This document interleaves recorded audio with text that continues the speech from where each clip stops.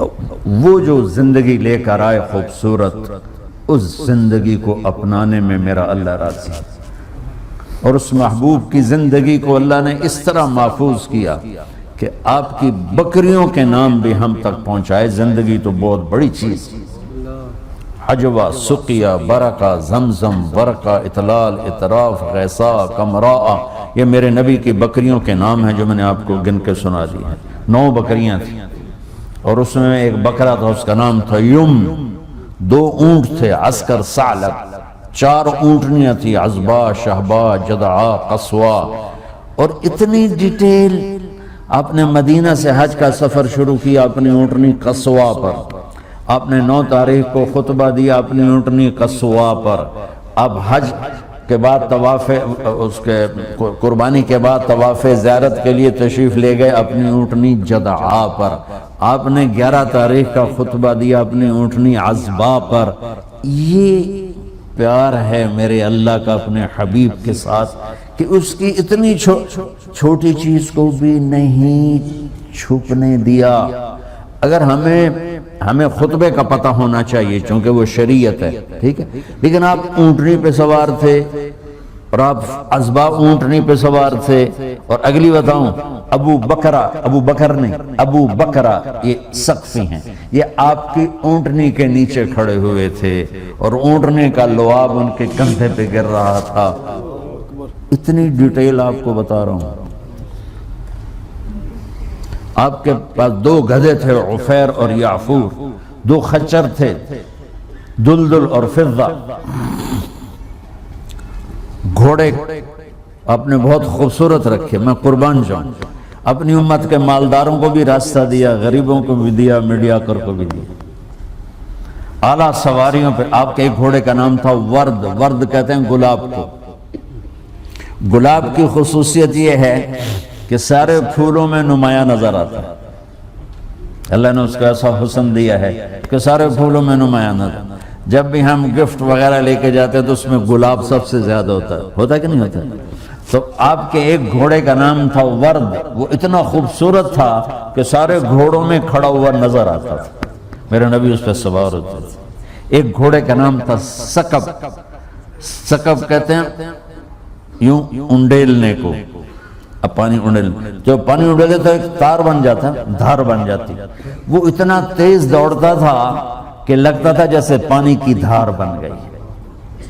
آپ کے ایک گھوڑے کا نام تھا سبحہ، سبحہ کہتے ہیں اڑنے کو، وہ اتنا تیز بھاگتا تھا لگتا تھا ہوا میں اڑ رہا ہے۔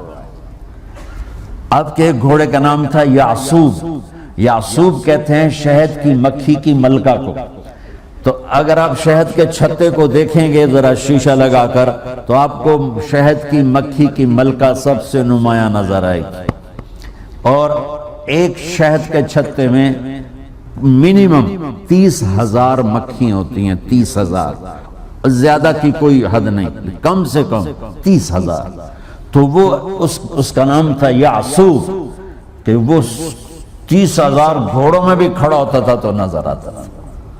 تو میں آپ کو کتنی، میرے نبی کی کوئی بات چھوٹی نہیں، لیکن یہ وہ چیز ہیں اگر ہمیں آپ کے گھوڑوں کا پتہ نہ ہو تو اس پر تو کوئی جنت دوزخ کا فیصلہ نہیں ہے۔ جب آپ غمگین ہوتے تھے تو یوں بیٹھتے تھے، یہ آپ کے غمگین ہونے کی نشانی ہے۔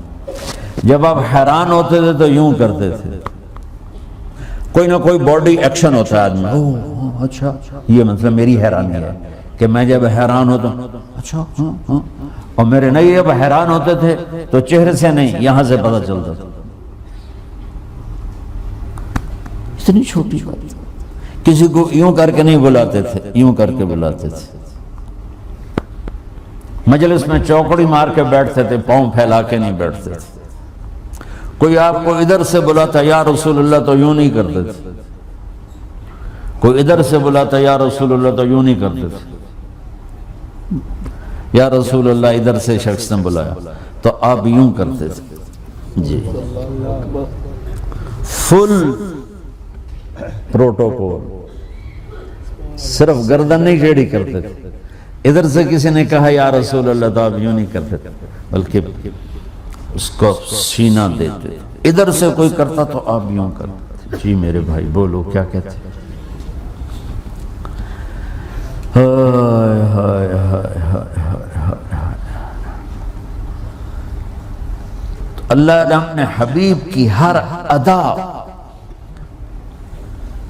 اور عجیب اور مزے کی سنو. آپ کو برنی کھجور پسند تھی، لو بلا جوڑی مرضی کھجور کھا لو، لیکن میں قربان جاؤں کہ میرے اللہ نے اپنے حبیب سے کیسا پیار کیا ہے کہ آپ کے کھانے کی پسند بھی بتا دے. برنی اور عجوہ، یہ دو کھجوریں آپ کو پسند تھی. گوشت میں دستی کا گوشت پسند تھا، بکرے کا جو اگلا پاؤں ہوتا ہے اس کا گوشت پسند تھا. ابو عبیدہ بن جراح دیگ چڑھائی ہوئی تھی اور وہ بکرا اس میں پکا رہے تھے تو آپ نے فرمایا ناولنی الذراع. ابو عبید مجھے دستی پکڑانا، تو انہوں نے ایسے وہ ڈوئی سے نکال کے دی تو آپ نے اس کو یوں دونوں ہاتھوں سے پکڑ کر آہستہ آہستہ آہستہ ساری کو نوچ کے کھا کے ہڈیاں پھینک کے فرمایا ناولنی الذراع، مجھے دستی پکڑاؤ. انہوں نے دوسری نکال کے دے دی تو آپ نے پکڑ کے اس طرح اس ساری کو کھایا اور پھینک دیا. پھر آپ نے کہا ناولنی الذراع، ابو عبید دستی پکڑاؤ. وہ بول پڑے یا رسول اللہ بکرے دیاں دو ہی ہوں دیاں. تو آپ نے فرمایا وہی حق، ارے تیرا بھلا ہو، اگر تو میرے کہنے پہ ڈوئی ڈال دیتا، جب تک میں کہتا رہتا اللہ مجھے نکال کے کھلاتا رہتا.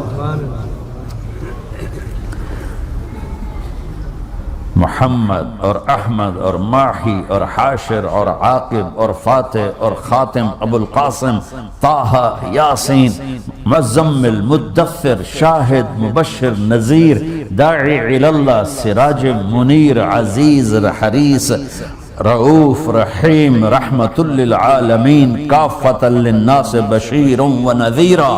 محمد بن عبداللہ بن عبد المطلب بن ہاشم بن عبد مناف بن قصی بن کلاب بن مرہ بن کعب بن لوی بن غالب بن فہر بن مالک بن نضر بن کنانہ بن خزیمہ بن مدرکہ بن الیاس بن مضر بن نزار بن معد بن عدنان بن اود بن حمیسہ بن سلامان بن عوس بن بوز بن قموال بن ابی بن عوام بن ناشد بن حذا بن بلداس بن یدلاف بن طابق بن جاہم بن ناحش بن ماخی بن عیفی بن عبقر بن عبید بن الدغاء بن حمدان بن سنبر بن یثربی بن یحزن بن یلحن بن ارعوہ بن عیدی بن زیشان بن عیسر بن اخناد بن ایہام بن مقصر بن ناحث بن زارح بن سمی بن مزی بن عوض بن عرام بن قیدار بن اسماعیل بن ابراہیم بن آدر بن ناحور بن سروج بن رعو بن فائج بن عابر بن ارفخشاد بن سام بن نوح بن لامک بن متوشال بن ادریس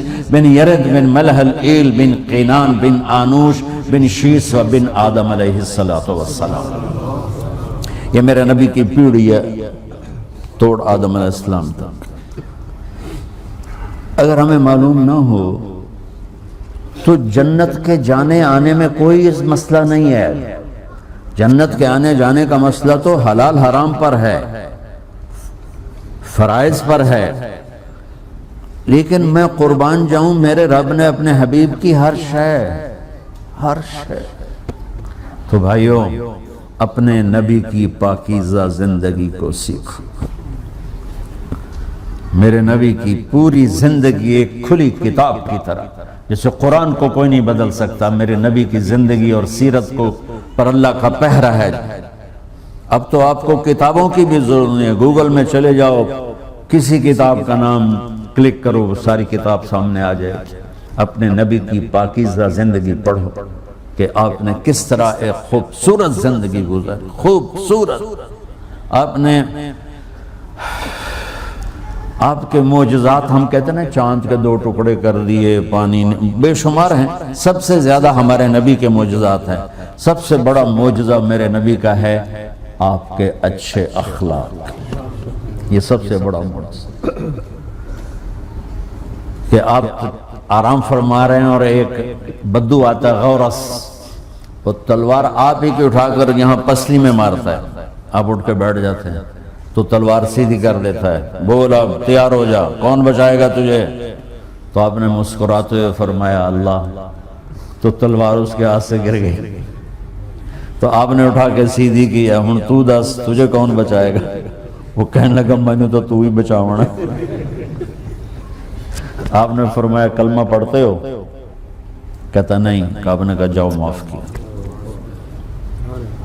قاتل کو معاف, اس طرح کا جاؤ معاف کیا.